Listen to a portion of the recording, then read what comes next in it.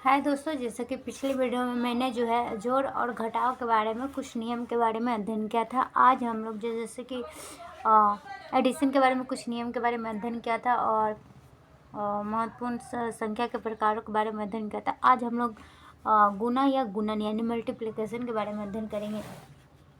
तो चलिए शुरू करते हैं कि यदि एक संख्या दूसरी संख्या में उतनी ही बार जोड़ी जाए जितनी दूसरी संख्या है, या दूसरी संख्या उतनी ही बार जोड़ी जाए जितनी पहली संख्या दी गई है, तो यह संक्रिय गुना या गुणन कहलाती है। इसे जो है क्रॉस यानी ये जो गुना के चिन्ह से निरूपित यानी प्रदर्शित करते हैं। जिस संख्या में गुना किया जाता है, जिस संख्या में गुना किया जाता है उसे गुणे तथा जिस संख्या से गुना किया जाता है उसे गुणक एवं गुना करने पर जो परिणाम प्राप्त होता है उसे गुणनफल कहते हैं। जैसे कि एग्जाम्पल के यहाँ पर देखिए, यहाँ पर जिस संख्या में गुना किया जाता है उसे गुना, तो किस संख्या में गुना किया जा रहा है, तो ये रहा 7 में। ठीक है, अगर जिस संख्या से गुना किया जाता है तो किससे गुना किया जा रहा है, तो 5 से।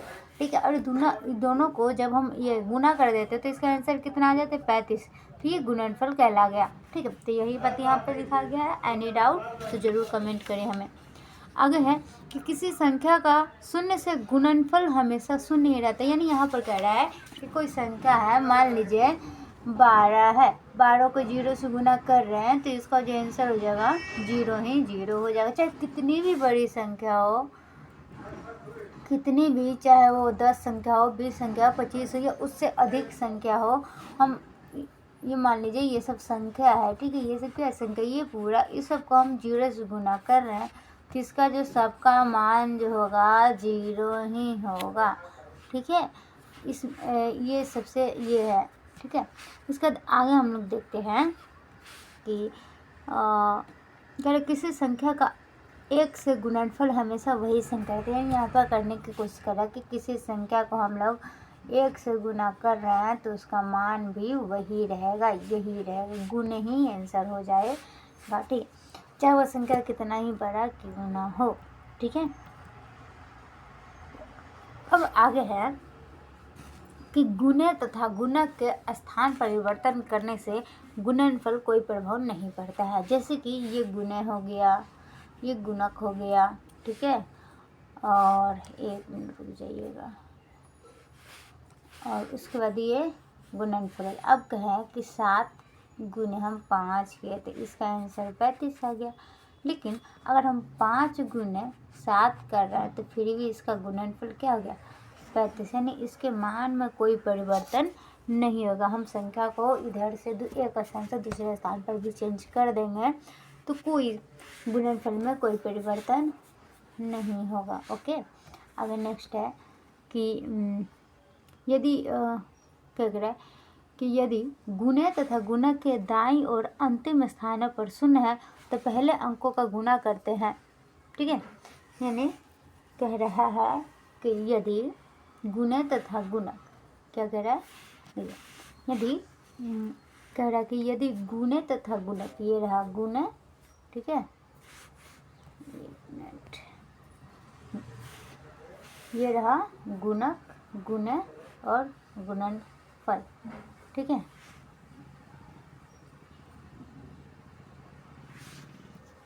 यहाँ पर जो है क्या कह रहा है कि देखिए, यदि गुणे तथा गुणक के दाईं और अंतिम स्थान पर शून्य है, दाएं यानी कोई संख्या लिए हम लोग, यहाँ पर देखिए दाएं और स्थान पर क्या कहें, ये 0 है। ठीक है, कह रहा है अंतिम स्थान पर शून्य है तो पहले अंकों का गुणा करते हैं। और मान लीजिए इसको इससे गुना करते हैं, पहले अंक का गुणा करें, इससे गुना किए तो 0 हो गया। ठीक है, और कह रहा है कि तो पहले तब गुणनफल में दोनों संख्याओं के बराबर शून्य दाएं ओर लिखते हैं। तब गुणनफल में दोनों संख्याओं के बराबर शून्य दाएं ओर लिखते हैं। तो देखिए यहाँ पर शून्य लिख दिया, अब इसको गुना करेंगे तो इसका जो है हो गया, उसका जो गुना करके आएगा वही इसका आंसर ले आए। ठीक है, तो हो गया, यहाँ पर हो जाएगा, ये आंसर हो गया। ठीक है ना, चलो आगे देखते हैं। दो संख्याओं के गुना में जिस संख्या से गुना करना हो उसके 2 भाग करके एक मिनट देखिए, कह रहा है कि दो संख्याओं का गुणा में जिस संख्या से गुना करना हो उसके दो भाग करके योगफल वही संख्या बनाती हो। प्रत्येक भाग से गुना करके जोड़ने पर अभिष्ट संख्या प्राप्त की जा सकती है।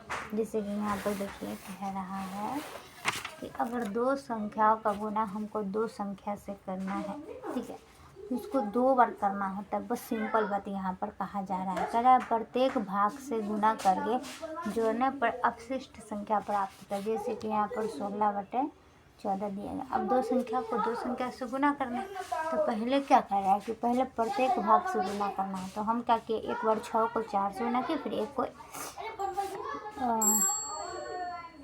फिर इसके बाद एक को 4 से। अब यहाँ पर देखिए फिर इधर गुना किए प्रत्येक संख्या, उसके बाद हम इसको जोड़ के लिख दिए। ठीक है, ठीक है, हो गया, ये आंसर हो गया। ठीक है ना, यही बात बस समझाया गया है। अब हम नेक्स्ट देखते हैं। नेक्स्ट क्या, अब देखिए यहाँ पर कुछ एग्जाम्पल दिया गया है जो कि हम अभी करेंगे। देखिए 6, 4 और 0 का हमको आंसर निकालना है, तो इसका मान 0 होगा। हम अब जस्ट बताएं कि किसी भी संख्या को, जैसे कि देखिए हम ये संख्या लिखे, ठीक है, इतनी बड़ी संख्या है, ठीक है, ये देखिए। अब इस संख्या को हम कहीं भी गुना करेंगे ना, तो इसका जो आंसर हो जाएगा 0 हो जाएगा।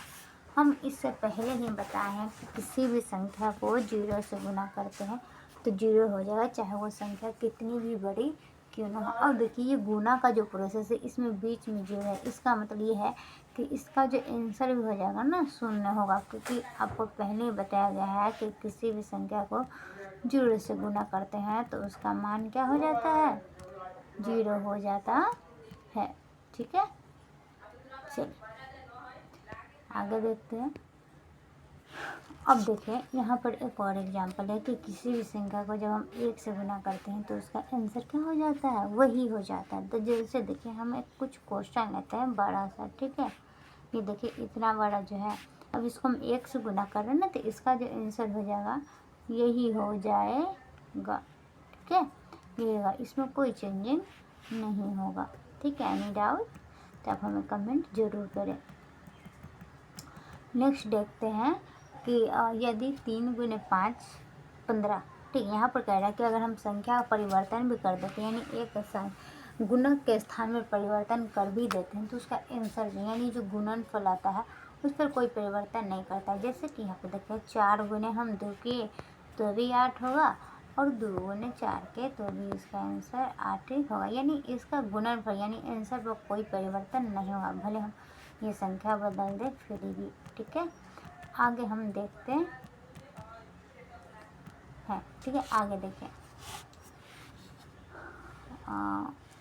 30 गुने 20 करें, इसका मान ज्ञात करना है, तो कुछ नहीं करना है, बहुत आसान है। यहाँ पर ट्रिक बताया, देखिए 1 मिनट रुक जाइए।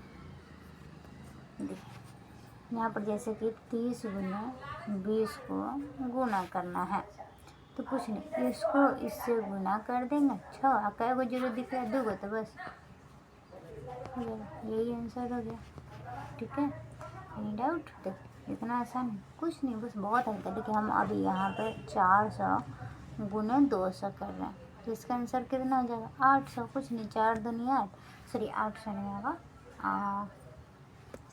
यहाँ पर हो जाएगा 80,000, यही आंसर हो गया। आपको विश्वास नहीं तो गुना करके देख लीजिएगा। आप लोग गुना करके भी देख सकते हैं। ठीक है, चलिए आगे देखते हैं, नहीं है तो हम करके भी बता देते हैं। देखिए ये रहा 400 गुने, अरे भाई रुक जाइए थोड़ी सा, अब चलिए देखिए ये रहा 200 गुने, हमको क्या करना, 400, चलिए गुना करते हैं, 200 0 0, और इसमें किसी संख्या से गुना किया तो 0 होगा। ओके, अब ये जो है आप लोग कैलकुलेट करके देख सकते हैं। ये पूरा मतलब अभी 3 टर्म इसका जीरो ही जाएगा, 2 टर्म क्या जाएगा जीरो, क्योंकि किसी भी जो गुना करेंगे तो जीरो ही हो जाता है। अब लास्ट में ये 8 बचा है, तो 8 को हम ये करेंगे तो इसका आंसर इतना आ जाएगा। आप लोग करके देख लीजिएगा, ठीक है। चलिए नेक्स्ट भी ट्रिकी है। देखिए 40 को 31 का मान ज्ञात करना है, तो कुछ नहीं करना है, बस देखिए 40 को जो है ऐसे लिखेंगे, ठीक है। 30 + 1, ठीक है। अब तब 40 और 30 का आसानी से करते, 4 3 बार कै को जीरो है, जीरो, 1200 हो गया, ठीक है। 1200 हो गया ना। अब 1200 में 1200 अब क्या करना है, एक बार 40 गुना, 1 मिनट हम फिर से इसको कर देते हैं। चलिए इतना बहुत आसान है। देखिए 40 गुना हमको 30 करना है, ठीक है। पहले इसको ऐसे किए तो इसका आंसर जगह 12, ठीक है। 1200 ये जीरो। अब देखिए यहाँ पर 1 बचा है, तो 40 को फिर हम 1 से कर देंगे, ठीक है। 40 से रहेगा तब 12 से इसका, अब इस सबको क्या कर देना, जोड़ देना। इसका आंसर जगह 1240, ठीक है। चलिए आगे हम बढ़ते हैं। अब गुना का प्रोसेस हो गया ख़त्म। ये लंबी विभाजन विधि द्वारा बनाया गया कि जो कि आप लोग नॉर्मल लाइफ में भी इस्तेमाल कर सकते हैं। चलिए अब हम भाग के कुछ प्रोसेस को देख लेते हैं। भाग क्या होता है, इसका कैसे विभाजन होता है, ठीक है। तो चलिए शुरू करते हैं हम लोग।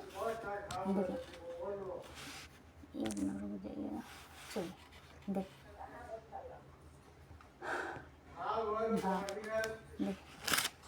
इसमें कुछ नहीं है, ये भी बहुत हल्का है। जैसे कि जोड़ घटा और गुना को मैंने समझाया, इसको भी अच्छे तरीके से बेहतरीन तरीके से। यदि किसी संख्या को दूसरी संख्या से विभाजित किया जाता है तो इस यह प्रक्रिया जो होती है भाग को जो हम लोग इस संख्या से बताते हैं, प्रदर्शित करें। जिस संख्या को विभाजित किया जाता है उसे भाज्य कहते हैं। जैसे कि देखिए इस संख्या को बांटना है हमको, ठीक है। तो क्या हो गया, भाज्य हो गया। अब कह रहा है कि जिस संख्या से विभाजित किया जाता है उसे भाजक कहता है। अब किससे विभाजित किया जा रहा है, 14 से, तो भाजक हो जाएगा। और इससे जो भागफल आता है, यानी ये देखिए यह है ना, एक यही क्या हो जाएगा, शेषफल हो जाएगा, ठीक है। अब कहते हैं कि यदि भाजक का गुणक नहीं होता तो अंत में हमें जो संख्या प्राप्त होती है उसे शेषफल कहते हैं। यानी अगर कोई संख्या जिससे हम जैसे कि देखिए 2 और 4 से भाग दिए तो पूरी तरीके से कर लिया, यानी इसका शेषफल क्या हो गया, जीरो। अगर ये पूरी तरीके से नहीं करता तो नीचे कुछ ना कुछ बचता है जिसको हम शेषफल कहते हैं, ठीक। चलिए अब हम लोग आगे बढ़ते हैं। कुछ यहाँ पर फॉर्मूला दिए हैं जो कि अगर हम भाग बना रहे तो वो जाँच करने में मदद करता है, ठीक है। चलिए देखिए कह रहा है कि अगर हमको भाज्य निकालना है तो भाजक कितना दिया गया है, 14। भागफल कितना दिया गया है, 1। शेषफल जितना दिया गया है वो सबको पहले भाजक को भागफल से गुना करेंगे और शेषफल निकाल देंगे। चलिए हम एक क्वेश्चन लेकर देख लेते हैं। जैसे कि हम यहाँ पर देखिए 2 गुना 4 के 2 से 4 कट गया पूरी तरीके से। अब देखिए इसका जो भाज्य कितना है, भाज्य हमको निकालना था, भाजक कितना हो जाएगा, हाँ तो हो जाएगा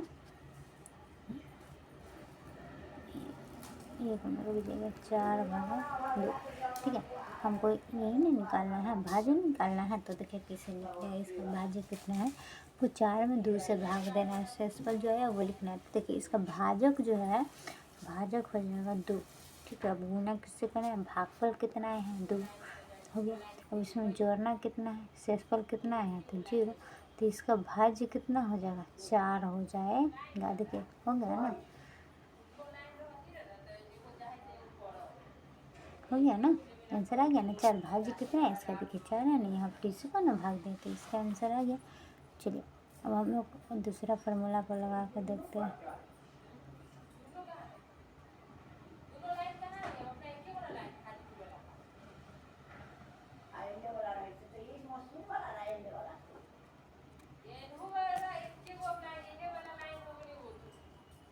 चलिए अब हम लोग देखते हैं भाजक निकालना। तो भाजक निकालने के लिए क्या पहले चाहिए हमको, भाज्य। यहाँ पर भाज्य कितना है 4, शेषफल कितना है 0 और भागफल कितना आया है 2। कुछ नहीं करना है, इसमें से इसको घटाएंगे तो 4 और फिर 2 से भाग देंगे तो इसका आंसर 2 आ गया। ठीक है, तो भाजक कितना हो जाएगा तो 2। इतना आसान है, देख लीजिए। ठीक है, अब नेक्स्ट करके देखते हैं हम लोग। अब निकालना है भागफल। ठीक है, सही है, भागफल बताते हैं। अब भागफल निकालने के लिए हमको चाहिए भाज्य, तो भाज्य कितना है 4। ठीक है, और उसके बाद माइनस का चिन्ह। शेषफल कितना है 0। अब हमको भाजक से क्या कर देना है, भाग दे देना है। तो यहाँ पर भाजक कितना है 2, तो इसका भी आंसर जो होगा वो क्या करना है, यहाँ पर भाग देना है, तो इसका भी आंसर 2 ही होगा, क्योंकि भागफल कितना है देखिए, यहाँ पर भागफल कितना है 2 है ना, तो देखिए यहाँ पर 2 आ गया, तो ये आंसर हो गया। चलिए अब नेक्स्ट हम लोग निकालना है शेषफल। कैसे निकलेगा, तो शेषफल के लिए चाहिए हमको भाज्य। यहाँ पर भाज्य 4 है, भाजक कह रहा है कि 2 है। ठीक है, भाजक कितना है 2 और इसको गुणनफल करना भागफल 2। ठीक है, तो हम फिर निकालते हैं। ठीक है, 4 हो गया। ठीक है, ये 4 इसको फिर माइनस करना, यहाँ पर माइनस का चिन्ह। ठीक है, अब देखें 4 में से 4 को घटाएंगे तो 0। अब देखिए 4 यहाँ पर हम भाग देते तो शेषफल कुछ नहीं ना आया था, इसका मतलब शेषफल क्या है 0, तो यहाँ 0 आंसर आ गया।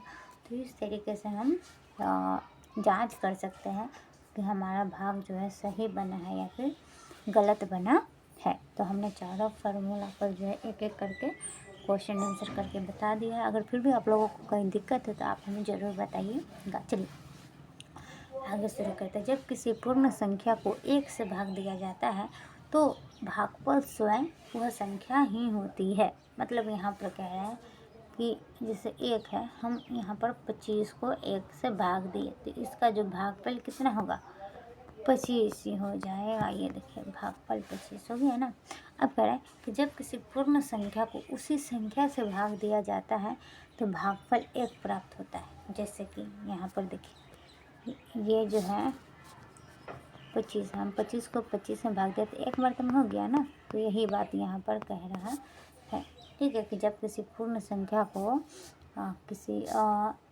जब किसी पूर्ण संख्या को उसी संख्या से भाग दिया जाता है तो भागफल 1 प्राप्त होता है। अब देखिए 0 को किसी भी पूर्ण संख्या से भाग देने पर भागफल 0 प्राप्त होता है। यानी 0 को हम किसी भी संख्या से भाग दें तो इसका भागफल क्या प्राप्त होगा 0 ही प्राप्त होगा। ठीक है, तो यहाँ तक कोई दिक्कत है नहीं है तो अच्छी बात है, अगर है तो आप लोग हमको कमेंट में ज़रूर बताइएगा। चलिए आगे हम लोग शुरू करते हैं, कुछ क्वेश्चन कर लेते हैं। जैसे कि यहाँ पर देखें 7 को 3 से 7 में भाग देना है। ठीक है, तो हम लोग क्या करते हैं 3 को 2 मरते में 3 के टेबल में कितना मरते में 6 होता है, 2 मरते हैं। तो देखिए यहाँ पर हम लोग 2 लिख दिए।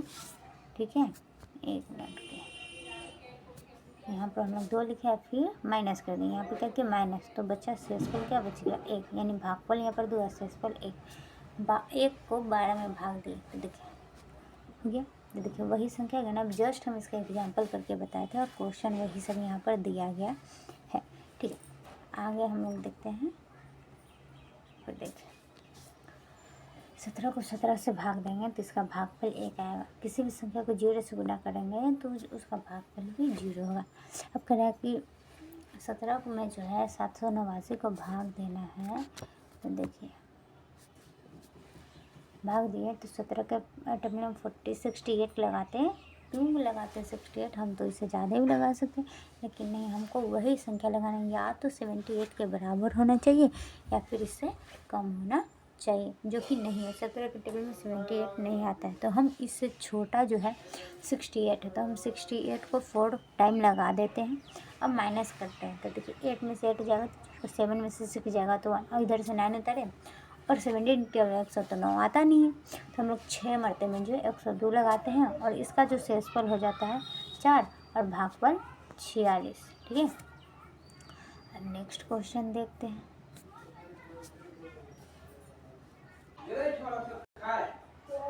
चलिए देखें यहाँ पर हम पिछले जो यहाँ पर 4 जो फार्मूला दिए गए थे इस पर हम सारे क्वेश्चन कर के बता दें, लेकिन फिर भी यहाँ पर बताया गया तो चलिए देख लेते हैं। हमको भाज्य निकालना, तो भाज्य निकालने के लिए हमको भाजक चाहिए, भागफल चाहिए, शेषफल चाहिए। तो यहाँ पर जो है देखिए, तो जैसे कि यहाँ पर देखिए भागफल 51, भाजक 51 है, भागफल 16, शेषफल 27। तो इस सबको फॉर्मूला पर रख देते हैं तो भाज हमारा निकल जाता है 843।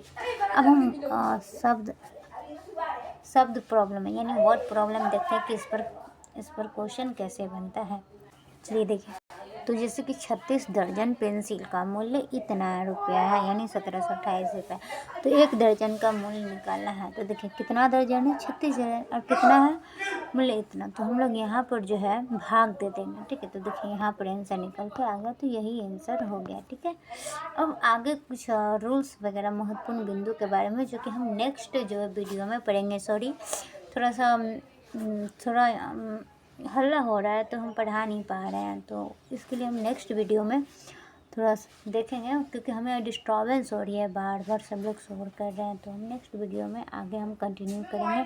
आज के लिए बस इतना ही, समय का थोड़ा खेद है, माफ़ कीजिएगा। धन्यवाद, और चैनल को लाइक सब्सक्राइब जरूर कीजिएगा, और वीडियो अच्छा लगे तो कमेंट जरूर कीजिएगा। धन्यवाद।